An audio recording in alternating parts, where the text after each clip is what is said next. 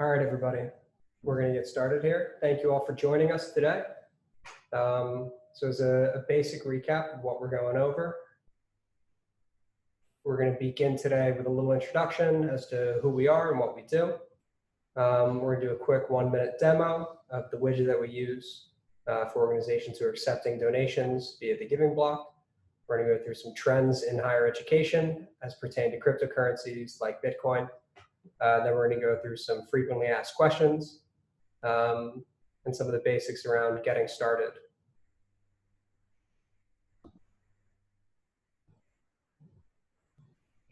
All right, so to kick it off, I'm Pat Duffy. I'm sitting here with Alex Wilson.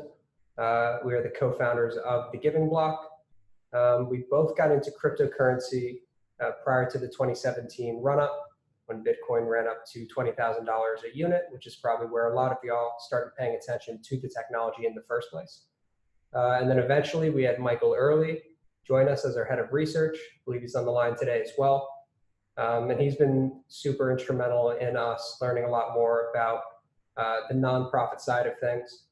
My background was originally as a consultant for the pharmaceutical industry before joining the Lupus Foundation as their director of integration. And I'll let Alex give a little intro as to who he is as well. Yeah, before starting the Giving Block with Pat, I was a consultant working with Fortune 500 companies around different emerging technologies like AI, IoT, and blockchain. And just more and more as time went on, got really drawn into blockchain and cryptocurrencies. And then, as Pat said, we started the Giving Block together. Yeah, and you can see on the left side of the screen, this is a handful of our clients. We currently work with a little bit over 40 nonprofit organizations. And that was really toward the end of last year that we started working on a larger level with more organizations. So right off the bat, we'd like to show you the platform that we developed at the end of last year, and sort of what a crypto transaction looks like. So this was a campaign we ran on Giving Tuesday last year. We called it Bitcoin Tuesday. And we had a number of organizations working with us to get the word out around the fact they take crypto and to engage the community, the folks who have the assets and wanted to give in this format.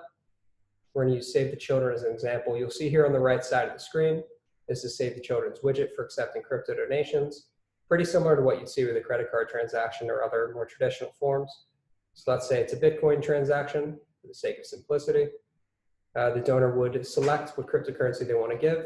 Save the Children uses continue anonymously as an option, allowing anonymous donations. We'll explain why in a couple clicks. Here, the donor can select how much cryptocurrency they would like to give, and the US equivalent is displayed below. They pledge the amount they would like to give, and then what they're presented with is a wallet address unique to that specific donor. And then here, they're able to enter a tax receipt. So this is really one of the more instrumental pieces. When a donor enters in their email to receive a tax receipt, that's not something that a university or a nonprofit would have to determine for themselves. It's an automated process due to those unique wallet addresses. And they also have the opportunity to subscribe to your newsletter if they'd like to hear more. So that's the basics. So let's get into it. Trends in higher education. So this is really where we wanted to start today. We're going to get into the actual cryptocurrency donations piece, but we'd like to talk a little bit about the fact that cryptocurrency has, over the last few years, transitioned from kind of a niche part of a person's investment portfolio to an actual potential career and an industry. So you can see here in a couple of graphics on the left, you can see it's really developed outside of the computer science department into a number of different jurisdictions. When it comes to courses being taught at universities about blockchain and cryptocurrency. On the right side of the screen, you'll see Cornell at the top of the list. They actually offer 14 classes at the university regarding cryptocurrencies and blockchain. So the most recent numbers out of these Coinbase studies have 56% of the top 50 universities teaching courses on blockchain and cryptocurrency, in addition to what they might do around payments or donations.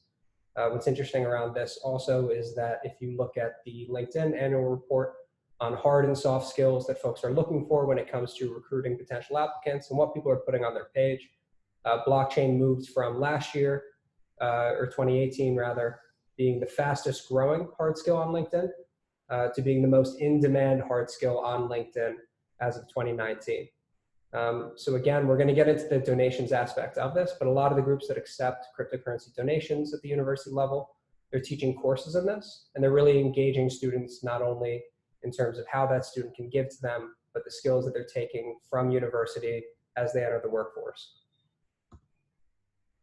So this next slide that you see here are a couple examples of donations that we've seen over the last few years to universities. One of the most recent ones was a donation to the University of Wyoming that came out to be worth about $1 million in cryptocurrency. And not only was this donation, a donation, but they're actually using it to teach more students about blockchain at the University of Wyoming and starting the equivalent of a kind of a lab or incubator for students to learn more and research cryptocurrency and blockchain technology more. And then you'll see below that example a lot of well-known schools like Princeton, MIT, Carnegie Mellon. Actually, they got a donation very recently too of about 1.3 million worth of cryptocurrency and another 2.9 million pledged. And I think it was maybe about a year ago, San Francisco State got this $25 million donation from one of their alumni who started their own cryptocurrency company in San Francisco. He's made quite a lot of money and decided to give back $25 million worth of cryptocurrency to his university. So we're seeing this more and more as people are leaving school, starting their own startups kind of all around the country, and starting to make a lot of money in this space as it matures some. As Pat was saying, universities are more frequently offering classes in cryptocurrency and blockchain because there is so much demand in the market and the market has grown so much. So this is a trend we're expecting to really continue where we'll see more and more schools receiving large cryptocurrency donations from alumni. Very awesome. And trends is a perfect place to kind of kick off this next part. So why do people buy and use cryptocurrency? I'm sure a lot of folks on the line are curious about this, even as we get into the fact that you can take it as donations. How does it work and why are people interested in it? These are the 5 core criteria that we talk about as to what makes it different and why people, one, investigate it and want to learn about it, study it, use it. And then the second piece is how it's become a class of investment that's attracted so much funding. Payments clear in seconds. So one of the big kind of hallmark features of cryptocurrency is because it's a decentralized network, there's a system out there that's processing payments without banking infrastructure in the middle. So in other words, cryptographic, algorithmic codes are being cracked. We don't have to dive too deep into it, but pretty much it's a system that's operating just at the computer level without human intervention in the middle. It cannot be counterfeited, which is really why cryptocurrencies like Bitcoin rose to the fore, despite the fact that there were other digital currencies in gaming and beyond that were used prior to it. It cracked the double spend problem, and pretty much what happens because it's a closed network of decentralized transactions. There's no way to invent a duplicate of a cryptocurrency transaction outside of that network because it couldn't be entered back in. Fixed supply is another hallmark. So there's no way for a government or other entity to print cryptocurrencies or to create more of them.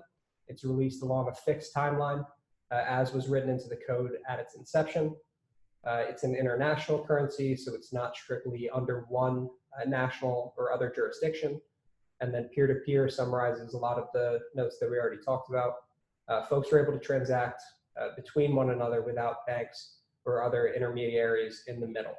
Yeah, just one thing I would add to that is, in the beginning, in the early days of cryptocurrency, people really were just speculating. There weren't a whole lot of uses, but now that it's been, about 11 years since Bitcoin came out and a lot of other cryptocurrencies, people are actually starting to use cryptocurrency for different things. Donations, of course, being one of those. So it's no longer purely speculative. Yeah.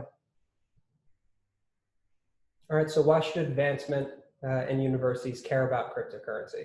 The big answer here is because millennials, Gen Zs, in other words, your current students and your younger alumni demographic, they care about it. So 43% of millennials prefer cryptos to stocks as of last year.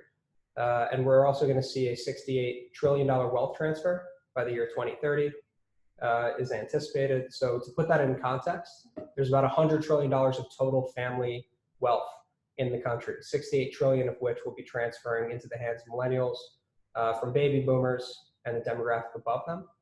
So in other words, they're becoming the dominant portion of the workforce. They're getting the dominant portion of the nation's wealth. And this is becoming quickly their preferred mode of investment. And then hopefully down the line transactions. And then if you look at the graphic below here, it provides a little bit more context.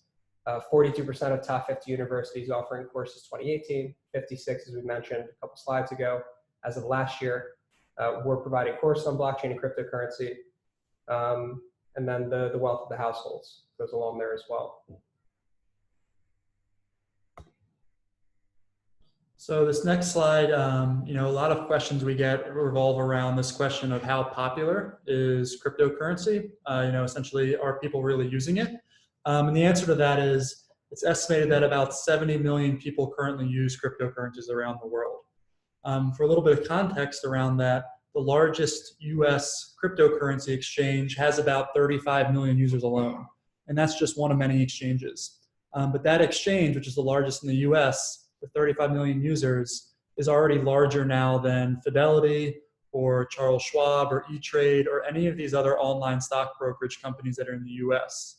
And of course, many of these users, as Pat mentioned, are on the younger side, but that number is growing quickly. A good example is Robinhood, the popular stock trading app among millennials. They added cryptocurrency trading last year. And just in that first day of adding that feature, they had a couple million people sign up to trade cryptocurrency on their app. Yeah, that's great. And really important to note with all of this too, as you see the growth of the user base over this time period. Again, we kind of already mentioned it, but toward the end of 2017, we saw that huge run up before there was a serious price correction. Over time, the value of the currency has gone up. We'll get to that in the slide. But it's important to note that while the price was correcting in terms of speculators purchasing cryptocurrency, the number of users continued to go up during that correction and the previous corrections, meaning, like we said earlier, it's beyond speculation at this point. The user growth continues to grow and the use cases continue to grow outside of just speculative investing. So this is the slide we just mentioned, where you can kind of see the price growth over time. That $20,000 to about $10,000 today correction of Bitcoin happened relatively recently. But if you look at it over time, the graphic here at the bottom, the price has continually gone up and exponentially to the point where cryptocurrency is the best appreciating asset class of the last 10 years. And even more recently, it's the best appreciating asset class of the last 5 years. So when it comes to why do people donate cryptocurrency, anyone who has investments, whether it be in stocks, cryptocurrency, perhaps a diversified portfolio, when they go to talk to their financial advisors, they're going to be advised to donate their most appreciated assets first. And that's becoming more and more frequently cryptocurrency assets that that potential donor is holding. So in other words, more financial advisors are becoming aware of the fact that they can donate via this method, and a larger percentage of the people they advise are holding cryptocurrencies and being told to donate in that method for the sake of taking advantage of offsetting the most potential tax burdens. So this next slide kind of touches again on how popular cryptocurrency really is. As we see more and more nonprofits accepting crypto, we're also, of course, seeing more and more for-profit companies getting into this space. So a couple of good examples we have here on the left side of the screen. JP Morgan has created their own cryptocurrency for back-end settlements. China, even, their national bank or their central bank is going to create a digital currency that's launching over the next few weeks or months.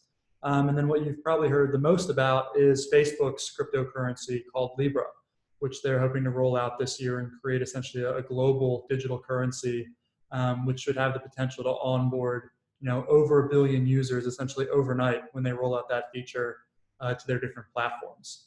So as cryptocurrency spreads and kind of this mainstream adoption with a lot of these big name companies using it, that user base is going to grow really, really quickly. meaning there's going to be a lot more people out there that are looking to donate cryptocurrency. And below those logos, you'll see these 3 other examples of some of the largest donations we've seen happening in the nonprofit space for cryptocurrency. So this first one, the Pineapple Fund on the left, a donor who is actually anonymous to this day donated $56 million worth of Bitcoin to about 60 different nonprofits. They ranged anywhere from $250,000 to I think $5 million was the largest donation. Another example of the nonprofit donations is Fidelity Charitable. Interesting thing about them was they've been doing this for a couple of years now. And when they started really marketing this initiative more heavily starting in 2017, their donations grew from something like 7 or 8 million a year to $69 million worth of Bitcoin donations in 2017. And then even in 2019, they raised another 30 million or so and have raised a total of over $100 million worth of Bitcoin and other cryptocurrency donations now. The third example on this slide is Ripple. It's actually a cryptocurrency company. One of their donations was actually that $25 million to San Francisco State earlier in 2019. And then they've had some other major donations, like a $4 million donation done by Ashton Kutcher on the Ellen Show live, which is really cool to see. And then they've done, about a $50 million donation to a couple dozen different universities around the world. So the donations are happening, especially as you see people have these appreciated cryptocurrencies. Yeah, and let's just click on the IRS page here, because I know a lot of folks think that there is IRS uncertainty around what it means for both donors and the organizations that accept them. They're actually really crystal clear and point blank around what it means for donations. So you can see this question in the FAQ around it. If you donate virtual currency to a charitable organization, you will not recognize income, gain, or loss from the donation. So it's treated the exact same way as stocks would be, where rather than them paying, let's say it's $1 million donation, somewhere in the range of $200,000 in taxes to the federal government, they could transfer that full $1 million to their university or to a nonprofit they support. And the nonprofit, if they're 501c3, obviously wouldn't be accountable for that capital gains tax as well.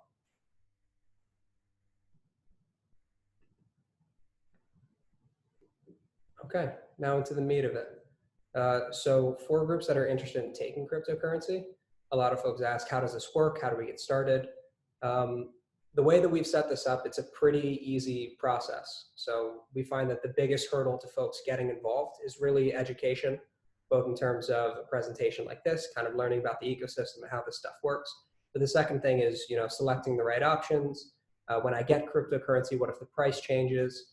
How do we solve those problems? So here's the way that we go about it. You would open an account, an institutional account, very similar to, say, a Fidelity for stocks, which we have a custom process for. You open up that institutional account with cryptocurrency wallets for a number of top cryptocurrencies.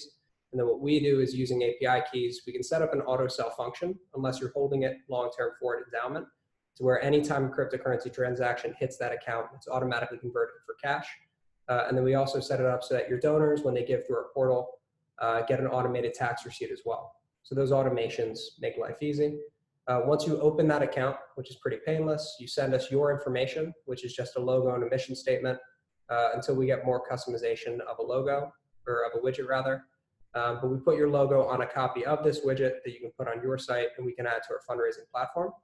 And that's it. You would get started fundraising, and you would have a portal through which people could give cryptocurrency directly to take advantage of that tax benefit. Now it looks like we've got a comment here. Yeah, feel free to keep submitting questions, and we'll make sure we answer them at the end of this. It's a wonderful Wednesday. Fantastic. Thank you, Chrissy. And Michael, yeah, mentioned the same thing. If you all have questions, you can put them here in the chat. Okay, so success stories. So here are a few things that we've done with the nonprofits we support currently. We did a crypto firefighters campaign with the Rainforest Foundation, where the fires were ravaging the Amazon rainforest. They wanted to capture that momentum not only with their traditional donors, but with cryptocurrency donors as well. So they had a crypto-specific off-ramp where folks were able to communicate with them online. They were able to engage them where they are on Twitter, on Reddit, etc. And they were incredibly successful. They raised, I think, a little over $5,000 in a matter of 48 hours. This is a fun one here in the middle. I'm going to click on this so that y'all can see the video. If anyone here is a fan of The Office, this is Rainn Wilson, who plays Dwight in The Office. This is definitely our most fun celebrity endorsement we've gotten thus far. But for the Bitcoin Tuesday campaign, I'll click on it in a second. He produced a video for the Mona Foundation, which was a new client at that time, talking about how you can not only support the Mona Foundation through traditional donations, but through cryptocurrency donations as well. And he included a fun hashtag, Bitcoin beats Battlestar Galactica, which I won't get into, but it's an inside joke associated with the show. And then just a quick run through of this. Bitcoin Tuesday, we did a cryptocurrency version of Giving Tuesday. We entitled it Bitcoin Tuesday. And then Brave is a cryptocurrency corporate partner of ours, which exists very similar to your traditional corporate partners. And you can just see it got tons of engagement online. Fareshta is one of our clients who actually disperses cryptocurrency to women in Afghanistan. We're learning to code not just traditional software, but cryptocurrency and blockchain coding as well. Another client from Pencil of Promise. But you can just kind of see it's in the same way you would run your Giving Tuesday campaign. For traditional donors, you would have a cryptocurrency offshoot with some basic messaging. Oh, and important to note, the little tag at the top there. Currently, our clients have better ROI through their cryptocurrency giving programs than they do with direct mail, special events, and planned giving. So it's really effective. Dollars spent per dollars raised. It's a really active online community, and the engagement up to date has been really effective. I know we're getting some questions here. How can donors designate the cryptocurrency donation to a specific project or fund at your institution? So that's something we're rolling out hopefully this quarter. We're going to call them campaigns on the back end, but you'll be able to, within the widget, actually have language around where it is they're giving. But ultimately, it's a widget. You're copying and pasting it onto your website. Same thing as embedding a YouTube video. It's a really simple integration. And on whatever page you have your widget, you can have the donor give to a specific program. So let's say you wanted to just take cryptocurrency donations for some tech-related program you have, or maybe you're actually opening some aspect of a department that's strictly focused on crypto and blockchain education to appeal specifically to this demographic. Your widget could live there. But ultimately, yes. So we will be the first company to roll out a campaign feature in the not too distant future where you're able to have that directly integrated into your widget. Can a link be placed on the primary funding site to the crypto donation site? Maybe we should wait till the end because I think people are still submitting them. Yeah, so I think some of these questions will answer going through some of these slides. But do keep submitting your questions and we'll answer them at the end for any ones that we haven't answered yet. That is a better approach. So this slide, the TGB difference, this just outlines a couple of the ways we differentiate ourselves. So on the tech front, we've made it really easy for nonprofits and universities to get set up. You know, there's no technical experience required to be able to set up our widget. We have a feature that automatically converts cryptocurrency donations to US dollars, so you don't have to worry about fluctuating prices. We're able to collect the donor information, which you saw in the widget demo. Once you get those cash donations or the donations converted to cash, it's FDIC insured, so you don't have to worry about it. We're partnered with the only SOC 2 compliant exchange, which I'm sure your legal and IT departments will really appreciate.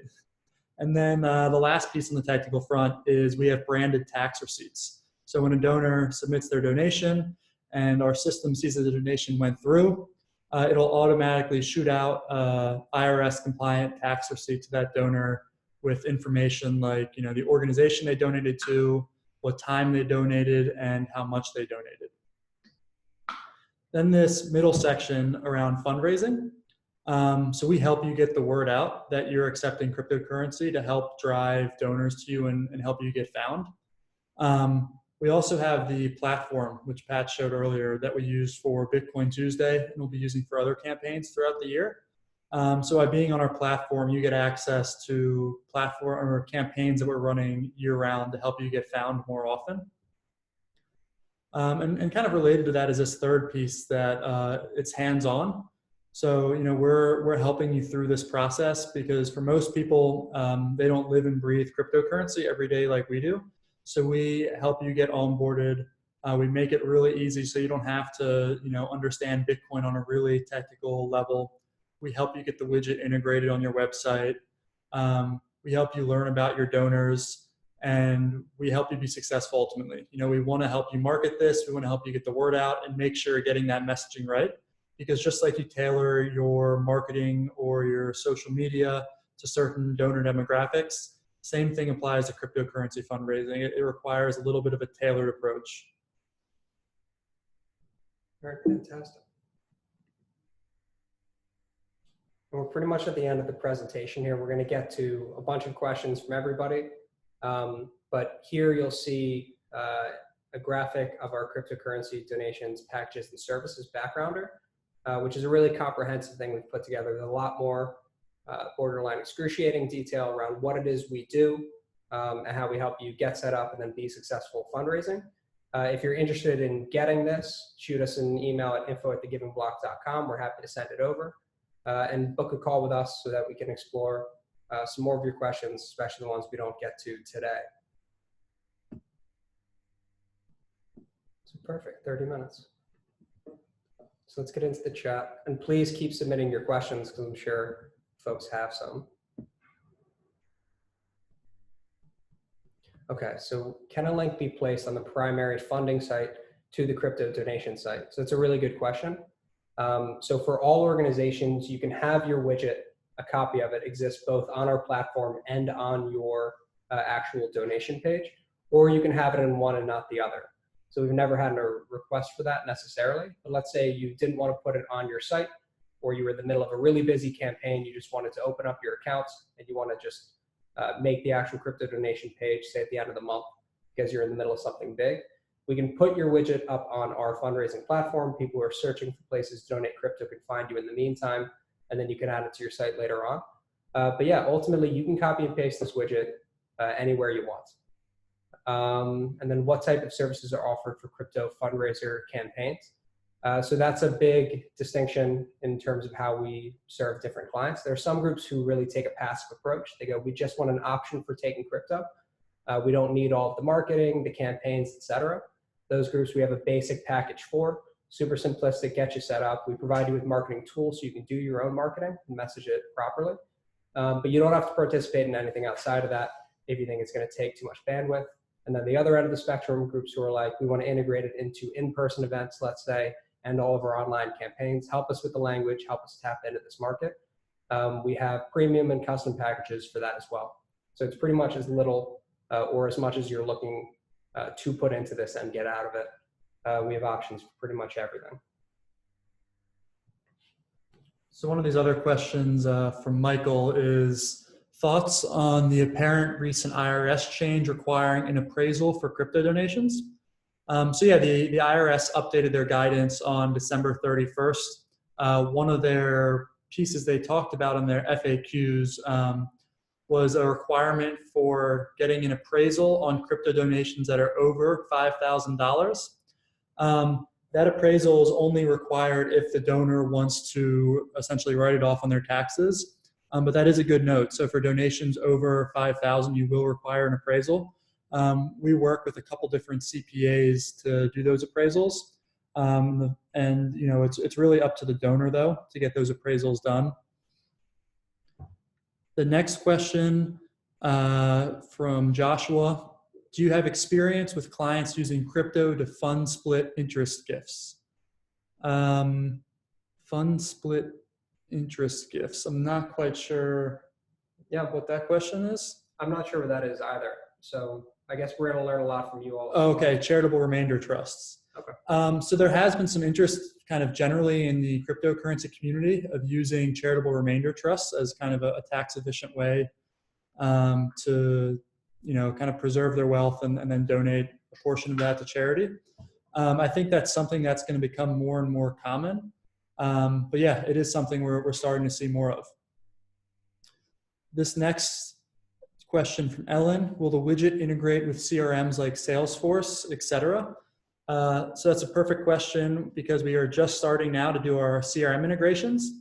We're actually starting with Neon One right now and looking at Salesforce and Blackbaud integrations later this year.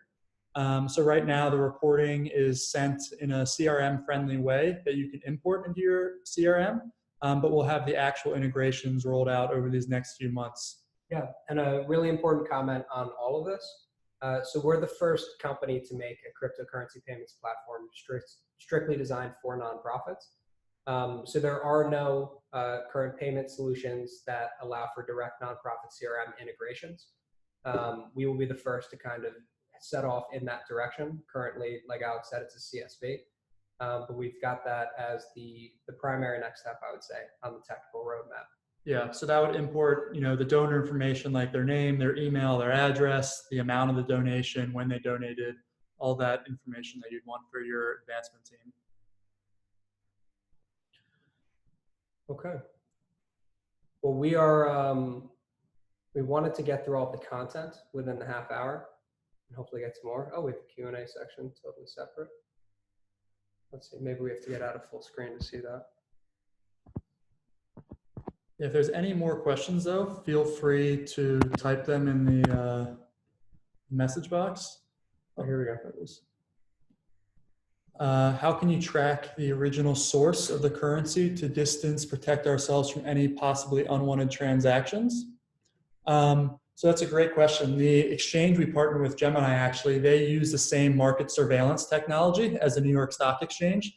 So they're actively monitoring all the transactions on their exchange. If there ever was a donation that came in that you decided you'd rather not have after finding out who it's from, there would always be an option to refund that transaction and basically send the money back to where it came from. But I think a really important piece to note on this is actually, in the cryptocurrency community, it's a big misconception that, there's this risk of dark money. But actually, the most recent research shows that there's about 10 times as much nefarious activity in the traditional financial space as in the cryptocurrency space. So only about 1% of cryptocurrency activity is nefarious versus about 10% in the traditional space. And for cryptocurrency in particular, because it's such a transparent form of money, the DEA and FBI have even publicly said they wish more people would use cryptocurrencies because it would make it much easier to catch criminals. There's a story I always tell about someone who got kidnapped in Costa Rica. The kidnapper demanded $1 million in ransom, and the family paid that ransom in Bitcoin. And the next day, the police was able to arrest the kidnapper because they were able to trace the Bitcoin to that person when he went to cash it out for his local currency. So typically, it's actually much more transparent, and the likelihood of getting a donation from someone that you don't want it from is actually less likely than with your traditional donations. Another question here is if we support all cryptos or just a select few. So by default, we support 6 different cryptocurrencies: Bitcoin, Bitcoin Cash, Ethereum, Litecoin, Zcash, and the Gemini dollar. We are able to support others, and we actually have a button on the widget where users can request another cryptocurrency, and we could help facilitate that. But among the ones we offer, that accounts for about 99% of cryptocurrency donations. But if there is a reason to accept something else, we can help with that too. There's a couple thousand cryptocurrencies out there though, so you wouldn't necessarily want to have all of them listed in the widget. It would be a little overwhelming. But yeah, we could help support any cryptocurrency donation. All right. Well, it looks like that's it in terms of questions. But please go ahead and either email us at info@thegivingblock, or Mike, it looks like, just shared his Calendly link if you want to schedule a follow-up call. We'll, of course, be sending out a follow-up email as a quick recap. But please email us if you think of any other questions. And thanks for joining today. Yeah, thank you, everybody.